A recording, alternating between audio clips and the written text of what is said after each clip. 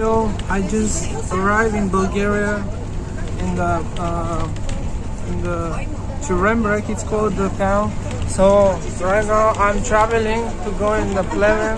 So I'm gonna look around. I'm gonna try some dishes, you know, some food there, some sweets.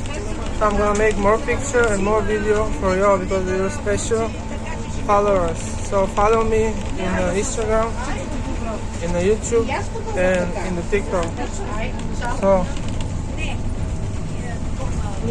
I'm traveling the Poland, I think Soviet train. Maybe it's 40 years old, maybe 35, who knows.